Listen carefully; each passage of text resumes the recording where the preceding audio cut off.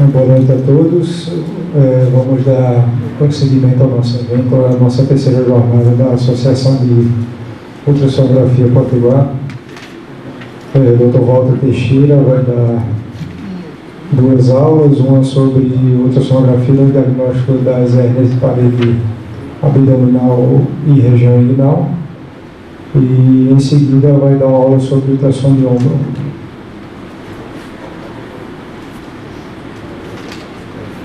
Eu passo a palavra agora então a Dr. Walter.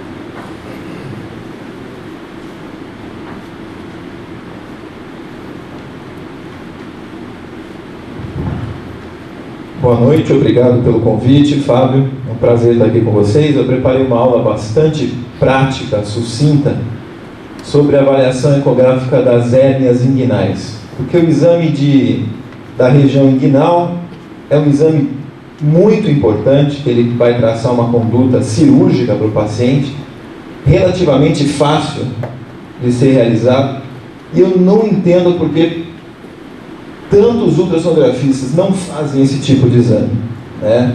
Muitas vezes eu chego no serviço e falo: doutor, tem 5 exames de região inguinal para você fazer, porque ninguém faz.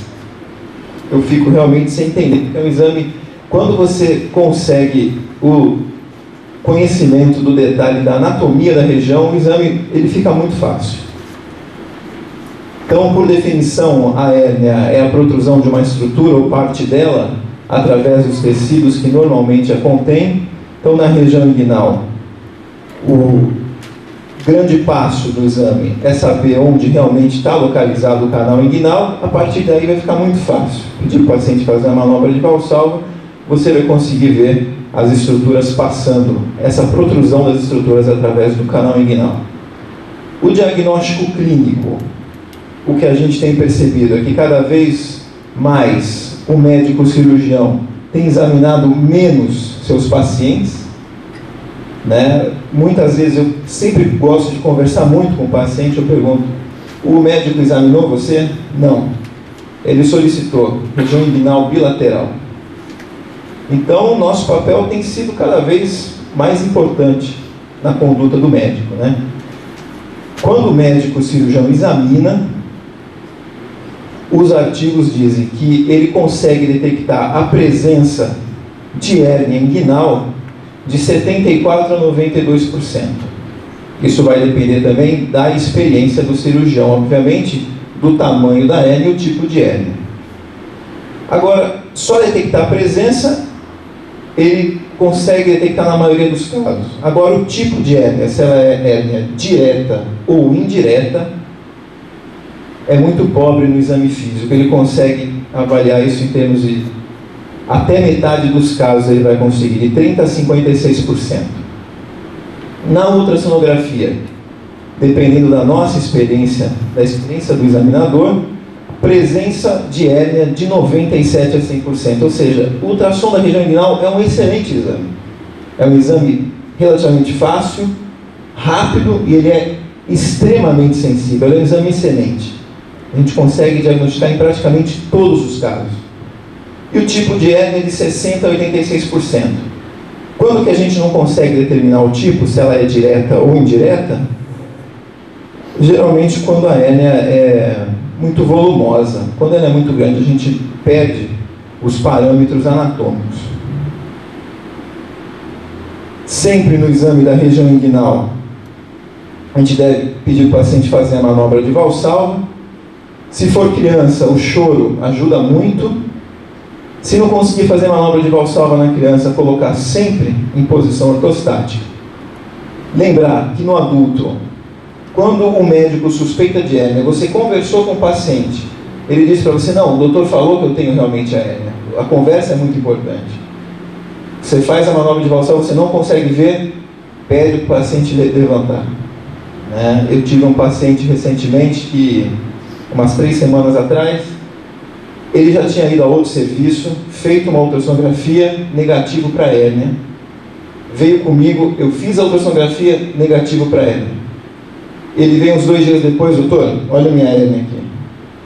Ela só aparecia quando ele estava de pé, em alguns momentos, nem sempre ela aparecia. Então, o estudo em ortostatismo é realmente muito, muito importante quando você tem forte suspeita clínica como seu exame negativo. A gente deve colocar no nosso laudo o conteúdo dessa hérnia. Se ela é de gordura, aumento, ou se ela tem intestino. Avaliar a possibilidade, se ela é uma hérnia redutível ou não, através da ultrassonografia, a gente consegue também ver isso. Excluir o estrangulamento. Quando a hérnia ela tem de conteúdo de alças, a visualização do peristaltismo no interior do conteúdo herniado, ajuda a gente a avaliar que não tem estrangulamento. E o estudo Doppler pode ser realizado também se essas alças não têm mais nenhum fluxo parietal. Ela pode estar com exame com uma possibilidade de estrangulamento. Isso deve ser relatado no laudo. Sempre que o exame de hérnia, quando a gente suspeita de estrangulamento, obstrução intestinal ou irredutibilidade, não deve ficar só restrito à região inguinal. A gente deve subir. Deve ser avaliado os hipocôndrios, as fossas ilíacas, para a gente poder visualizar as alças dilatadas, se o paciente estiver com quadro de obstrução intestinal. Sem conhecer a anatomia da região inguinal, não tem como fazer esse exame. Então, essa anatomia é muito importante. Os músculos que recobrem a região de fora para dentro. A gente começa com o músculo. Tem o músculo oblíquo externo, que é aquele músculo que está com a sua orientação de fibras como se fosse a mão no bolso. Ele tem uma aponeurose, que essa aponeurose vai cobrir a região do pubis, que vai dar origem à região do ligamento inguinal. O ligamento inguinal é uma das estruturas chave para a gente fazer o nosso exame ultrassonográfico, mais interno, o músculo oblíquo interno e o músculo transverso do abdômen. Esses 3 músculos são importantes, a gente está reconhecendo pela ultrassonografia. A região inguinal que a gente vai estudar, ela se estende desde a borda lateral do pubis até a crista ilíaca. E vai ser muito importante também a anatomia da artéria, a artéria ilíaca externa, que quando passa do ligamento inguinal ela muda de nome, para artéria femoral. Então essa artéria vai servir como um ponto anatômico importante para a gente estar avaliando essas hérnias.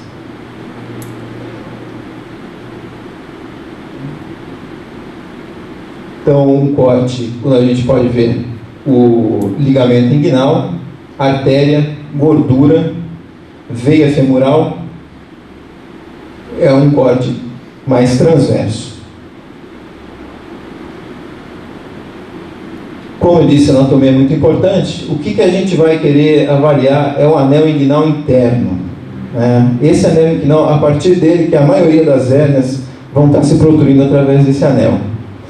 O anel inguinal interno, ele fica num terço, no meio, ele fica na metade entre a borda da crista ilíaca e a borda lateral do pubis. Então, se você examinar um paciente, traçar uma linha entre a crista ilíaca e a borda lateral do pubis, no meio, mais ou menos ali, está o anel inguinal interno. É uma maneira relativamente fácil de você poder fazer esse diagnóstico. No interior do canal do anel inguinal interno, a gente vai, no homem, vai passar a estrutura do cordão espermático. Então, essa estrutura é como se fosse uma reflexão desse peritônio, do músculo oblíquo externo, e em algumas pessoas existe a persistência do conduto peritônio vaginal nessa região. Essa persistência vai fazer com que haja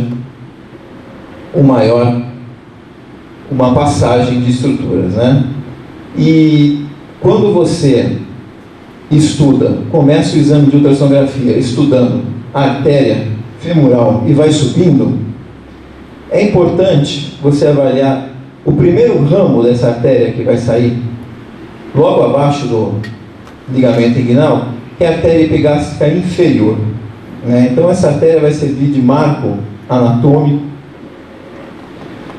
extremamente importante para a gente conseguir diferenciar o tipo de hérnia que esse paciente está apresentando, se é direta ou indireta. As hérnias laterais a essa artéria, que passam pelo anel inguinal interno, são as hérnias indiretas. São as hérnias mais comuns que a gente vai ver no nosso dia a dia. Então, se você não conseguir avaliar a artéria epigástrica inferior, você não consegue determinar que tipo de hérnia que esse paciente tem. As hérnias mediais à artéria epigástrica inferior são as hérnias diretas, né? Você tem um triângulo na região mais medial da região inguinal, que é o triângulo de Hasselbalch. Ele é bastante famoso, né? Então ele é formado pela artéria epigástrica inferior, o ligamento inguinal e o músculo reto abdominal. Essas hérnias ocasionadas por frouxidão da parede mais mediais são as hérnias diretas. As hérnias localizadas abaixo do ligamento inguinal, logo ao lado da veia femoral, são as hérnias femorais ou crurais, mais comum em mulheres, que a gente vai olhar mais adiante. Então, sabendo essa anatomia da região inguinal, os parâmetros da origem da artéria epigástrica inferior, a gente vai ter uma noção de onde está surgindo essa hérnia. Mais uma vez, anatomia, repare que o cordão espermático, ele está fazendo parte desse anel inguinal interno, ele passa por dentro. Como é importante a avaliação da artéria, da origem da artéria epigástrica, né, inferior, para a gente estar avaliando a possibilidade de fazer essa nomenclatura. Porque a existência de hérnia ou não já é uma resposta importante para o cirurgião, né? Muitas vezes ele só precisa saber disso, se existe hérnia ou não, até para o plano poder liberar a cirurgia dele. Mas a gente tem também que dizer o tipo de hérnia. Pela classificação, a hérnia indireta, ela vai atravessar o canal por um defeito no peritônio. Então, no recém-nascido é praticamente 100% dos casos. Lembrar que existe uma grande diferença em hérnia em recém-nascido e hérnia no adulto, né? No recém-nascido, a hérnia é uma emergência, é muito, muito grave. Essa hérnia pode ocasionar uma obstrução intestinal e até infecção, morte. Agora, no adulto, é um processo mais insidioso. Um dia ela vai chegar a complicar, mas geralmente o paciente tem um tempo para se programar para fazer a cirurgia. Ela é mais comum nos homens, a indireta, por causa da persistência do conduto peritônio vaginal. Geralmente ela pode aparecer após a manobra de Valsalva, ela pode estar presente mesmo antes da manobra, então é importante a gente estar colocando o transdutor bem suave na região inguinal para você não estar reduzindo aquela hérnia, né? Coloca o transdutor suave, pede o paciente fazer a manobra e você vai poder visualizar aquela protrusão. Lateralmente, a origem da artéria epigástrica inferior.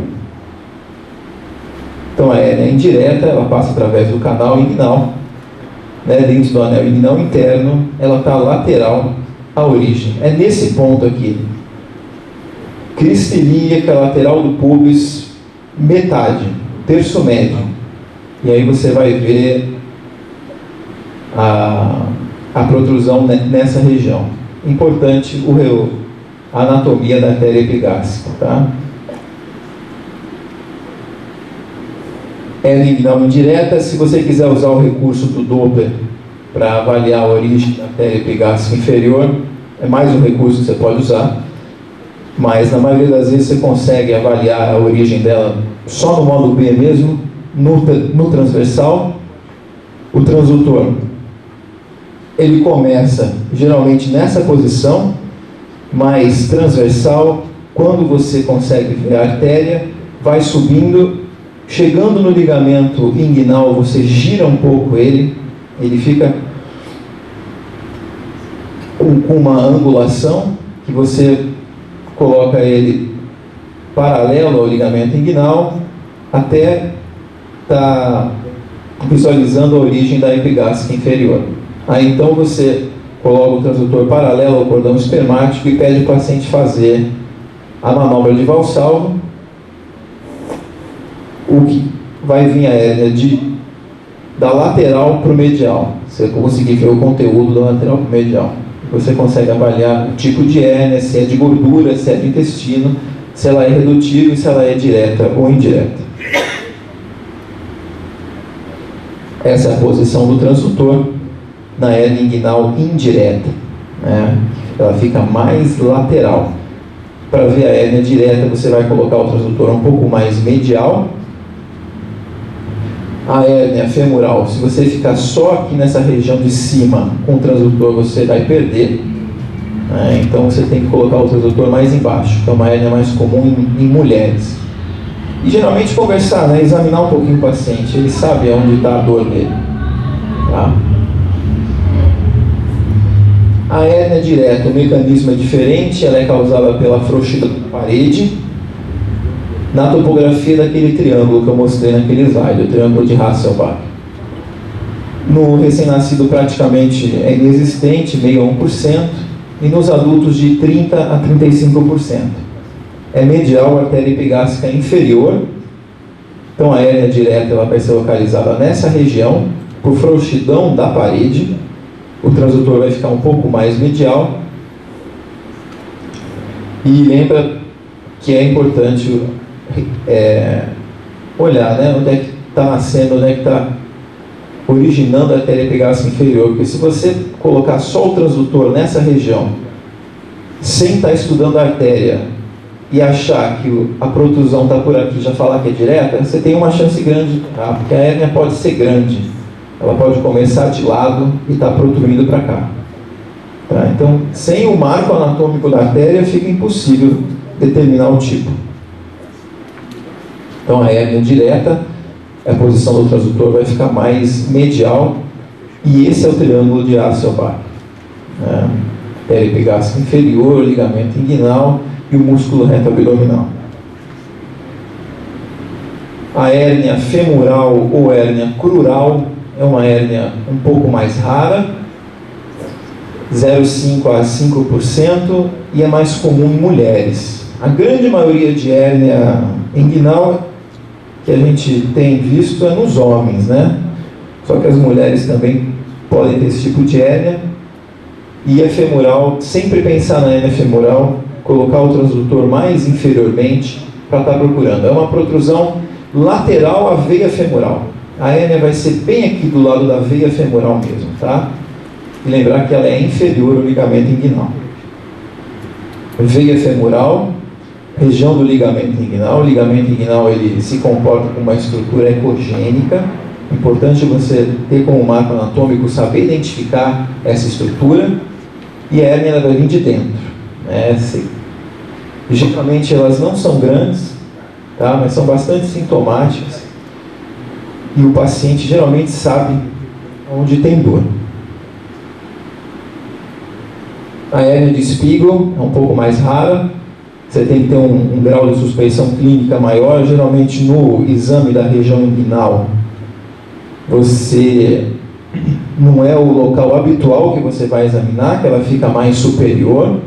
Ela ocorre no bordo externo do reto abdominal, entre a cicatriz umbilical e a artéria epigástrica, né? Então a sonda tem que estar em posição transversa, desde a cicatriz até o cruzamento. Você vai subindo e vai conseguir visualizar a hérnia de Spiegel. Então essa posição que vai ficar o transdutor.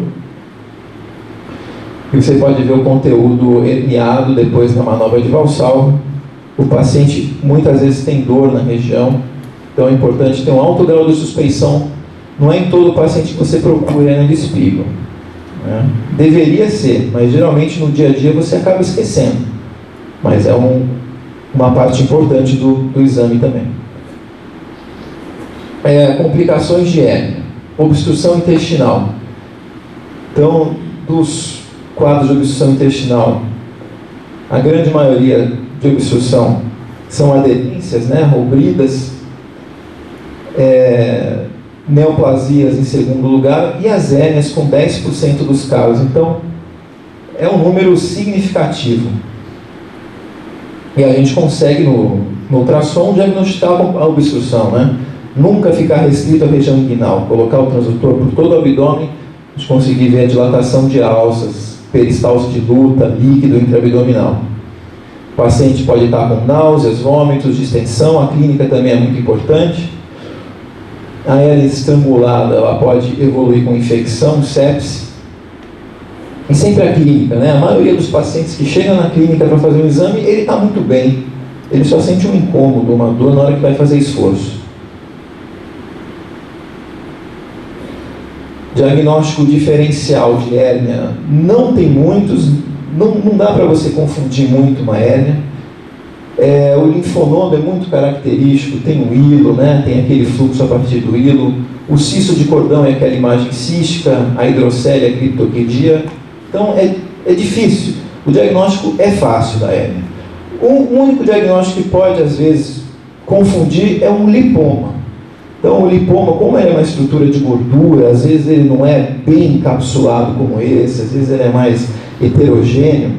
Então, ele é uma estrutura que está na região inguinal que pode confundir você com hérnia, tá? Mas se o estudo for bem dirigido, se você fizer a manobra, vai ver que o lipoma não está protruindo de um lugar para o outro. Não dá muito para confundir, tá, gente? Interessante a hidrocélia de Nuke, porque parece que nem todo mundo conhece a hidrocélia de Nuke. Muitas vezes a gente vê essa imagem cística na região inguinal da mulher e o laudo sai como cisto, né, inguinal, e as pessoas às vezes não pensam na hidrocélia de Nuke. Então, é raro, mas não tão raro assim. Esse ano já foram 3, né, Dona? A gente já viu 3 esse ano, né? Então, o canal de Nuke, ele é o equivalente na mulher ao conduto peritônio vaginal no homem. Geralmente fecha no primeiro ano, mas a sua persistência vai favorecer o aparecimento de hérnias ou cistos, ficam remanescentes císticos ali naquela região. Muitas vezes não tem clínica, a mulher só sente um abaulamento na região inguinal, pode ser na criança, é muito comum na menina, e é um cisto anecoico na região inguinal. Geralmente ele é imóvel, a manobra de Valsalva, não é complicado, é anecoico, não tem presença nem de gordura, nem de intestino.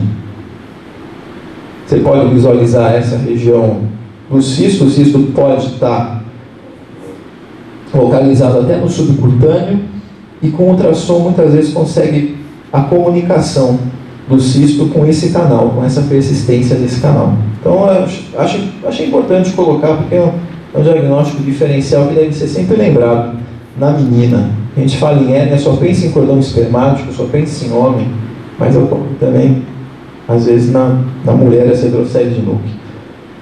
É importante. Como conclusão, eu acho que na próxima vez que a gente tiver uma jornada, né, Fábio, uma ideia de fazer uma aula prática, que é muito mais fácil você explicar uma aula de hérnia fazendo uma aula prática, né, um paciente.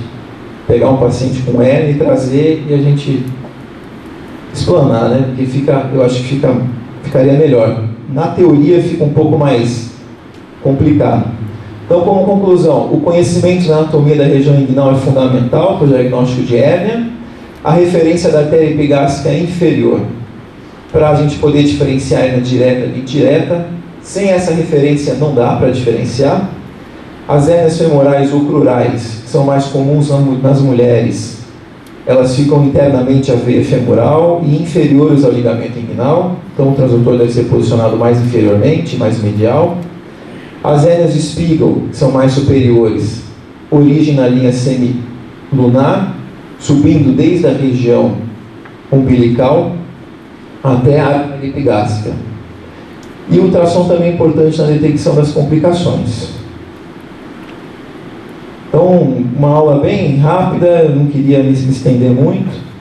Eu acho que o básico de hérnia, e fica aí a ideia para a próxima vez fazer uma aula prática de hérnia. Eu acho que ficaria mais legal o pessoal assim, tá fazendo. Eu acho que todo mundo deve fazer hérnia aqui, né? Não sei, a maioria das pessoas faz. Quem faz ultrassom de hérnia aqui? Muita gente não faz ainda, né? Eu acho que é um exame que todos deveriam fazer.